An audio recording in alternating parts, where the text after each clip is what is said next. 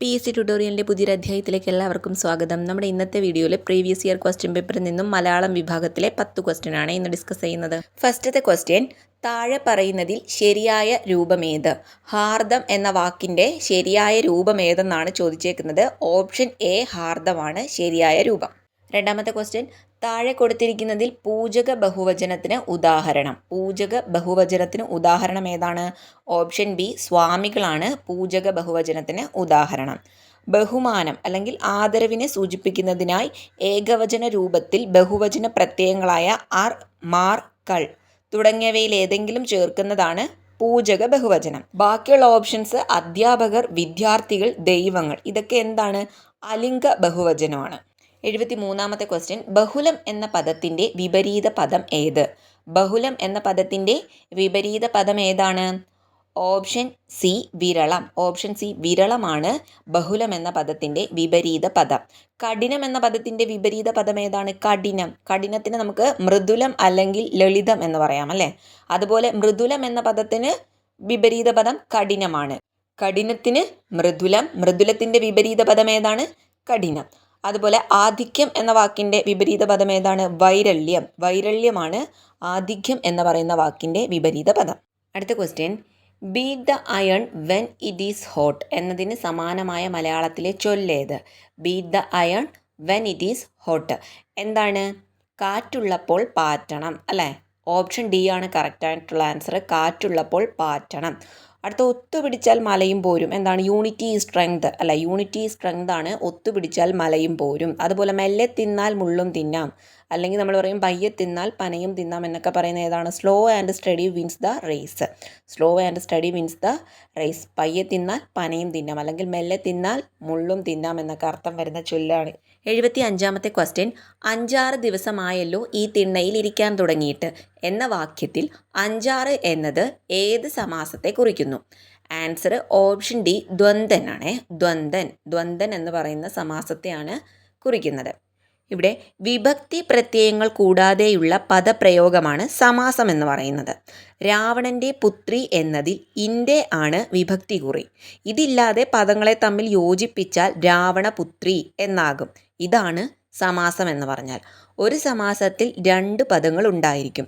ആദ്യത്തെ പദത്തെ പൂർവ്വപദമെന്നും രണ്ടാമത്തെ പദത്തെ ഉത്തരപദമെന്നും പറയുന്നു. 2 പദങ്ങളെയും ചേർത്ത് പൂർവോത്തര പദം അല്ലെങ്കിൽ എന്താണ്? ഉഭയപദമെന്നും പറയുന്നു. പൂർവോത്തര പദങ്ങളുടെ പ്രാധാന്യം അനുസരിച്ച് സമാസത്തെ 4ആയി തരംതിരിച്ചിരിക്കുന്നു. തൽപുരുഷൻ, ബഹുവ്രീഹി, ദ്വന്ദ്വൻ, കർമ്മധാരായൻ ഇങ്ങനെ 4ആയിട്ട് തരംതിരിച്ചിരിക്കുന്നു. ഇതിൽ ദ്വന്ദ്വ സമാസം എന്ന് പറഞ്ഞാൽ പൂർവോത്തര പദങ്ങൾക്ക് തുല്യ പ്രാധാന്യമുള്ള സമാസമാണ് ദ്വന്ദ്വ സമാസം. വിഗ്രഹിക്കുമ്പോൾ പൂർവോത്തര പദങ്ങളോടൊപ്പം അല്ലെങ്കിൽ ഓ ചേർന്ന് വരുന്നതിനെയാണ് എന്തെന്ന് പറയുന്നത്? ദ്വന്ദ്വ സമാസം എന്ന് പറയുന്നത്. 76ാമത്തെ ക്വസ്റ്റ്യൻ, താഴെ പറയുന്നതിൽ പര്യായ പദമല്ലാത്ത പദമേത്? ഇവിടെ 4 ഓപ്ഷൻ കൊടുത്തിട്ടുണ്ട്. കാനനം, ആനനം, വിപിനം, ആരണ്യം. ഇതിൽ ഒറ്റയായിട്ട് വരുന്നത് ഏതാണ്? പര്യായ പദമല്ലാതെ വരുന്നത് ഓപ്ഷൻ ബി ആനനമാണ്. ബാക്കി 3 അതായത് കാനനം, വിപിനം, ആരണ്യം ഇവ 3ഉം വനം എന്ന് പറയുന്ന പദത്തിൻ്റെ പര്യായ പദമാണ്. എന്നാൽ ആനനം എന്ന് പറയുന്ന പദത്തിൻ്റെ പര്യായ പദങ്ങൾ ഏതൊക്കെയാണ്? മുഖം, വദനം, ആസ്യം, വക്രതം ഇവയൊക്കെ എന്താണ്? ആനനം എന്ന് പറയുന്ന പദത്തിൻ്റെ പര്യായ പദങ്ങളാണ്. 77ാമത്തെ ക്വസ്റ്റ്യൻ, താഴെ കൊടുത്തിരിക്കുന്നവയിൽ ശരിയായ വാക്യമേത്? ഇവിടെ 4 വാക്യങ്ങൾ കൊടുത്തിട്ടുണ്ട്. ഇതിൽ ശരിയായിട്ടുള്ള വാക്യം ഓപ്ഷൻ ഡി ആണ്. ഉദാരമതികളായ നാട്ടുകാരോടുള്ള കൃതജ്ഞത രേഖപ്പെടുത്തിക്കൊള്ളുന്നു എന്ന വാക്യമാണ് ശരിയായിട്ടുള്ള വാക്യം. 78ാമത്തെ ക്വസ്റ്റ്യൻ, താഴെ കൊടുത്തിരിക്കുന്നതിൽ ലോഭസന്ധിക്ക് ഉദാഹരണം ഏത്? ലോഭസന്ധിക്ക് ഉദാഹരണം ഏത്? ആൻസർ ഓപ്ഷൻ എ തണുപ്പുണ്ട്. തണുപ്പുണ്ട് എന്ന് പറഞ്ഞ വാക്കാണ് ലോഭസന്ധിക്ക് ഉദാഹരണം. എന്താണ് സന്ധി എന്ന് പറഞ്ഞാൽ? 2 വർണ്ണങ്ങൾ തമ്മിൽ ചേരുമ്പോൾ ഉണ്ടാകുന്ന മാറ്റമാണ് സന്ധി. മലയാളത്തിൽ പ്രധാനമായും 4 സന്ധികളാണുള്ളത്. ആദേശസന്ധി, ആഗമസന്ധി, ദ്വിത്വസന്ധി, ലോഭസന്ധി. ഇനി എന്താണ് ലോഭസന്ധി? 2 വർണ്ണങ്ങൾ തമ്മിൽ ചേരുമ്പോൾ ഒരു വർണ്ണം ലോപിക്കുന്നത് ലോഭസന്ധി എന്ന് പറയാം. പിരിച്ചെഴുതുമ്പോൾ എല്ലാ അക്ഷരങ്ങളും എണ്ണി നോക്കണം. തുടർന്ന് ചേർത്തെഴുതുമ്പോൾ പിരിച്ചെഴുതിയപ്പോൾ ഉണ്ടായിരുന്ന അക്ഷരങ്ങളുടെ എണ്ണത്തിൽ നിന്ന് 1 കുറവായിരിക്കും.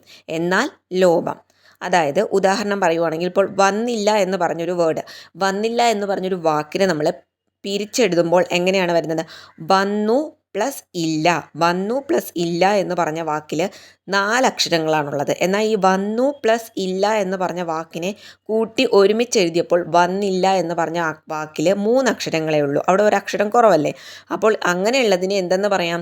ലോപസന്ധി എന്ന് പറയാം.